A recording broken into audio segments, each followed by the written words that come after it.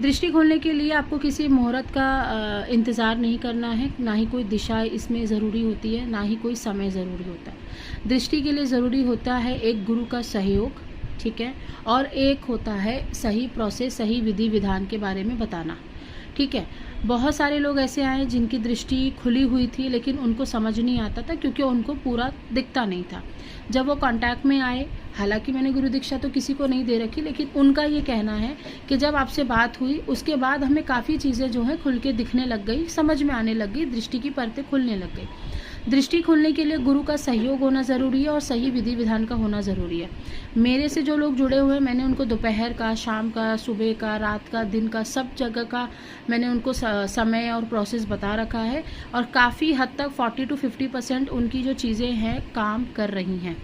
इसीलिए गुरु का होना बहुत ज़रूरी है। अब आप कहोगे कि बिना गुरु की दृष्टि नहीं खुल सकती, नहीं खुल सकती, क्योंकि गुरु अपनी शक्ति के द्वारा आपकी दृष्टि को खोलता है। वो आपका आधिपत्य लेता है कि अगर आपकी दृष्टि खुलती है तो आप कोई भी गलत काम नहीं करोगे। अगर आपकी दृष्टि खुलती है तो अगर आपको डरावना कुछ महसूस होता है या कोई नेगेटिव एनर्जीज आपके ऊपर अटैक करती है तो गुरु उस चीज़ की जिम्मेदारी लेता है और गुरु ही आपको उन चीज़ों से बाहर निकालने में मदद करता है।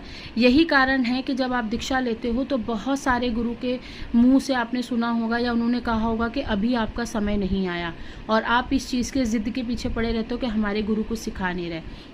ये लिखित होता है कि अगर आपकी दृष्टि खुलनी लिखी है तो आप के सामने गुरु आएंगे, आपके सर पे हाथ रखेंगे, आपको विधि विधान बता देंगे और आपकी दृष्टि खुल जाएगी। मेहनत इसमें आपकी खुद की होती है, तपस्या इसमें आपकी खुद की होती है।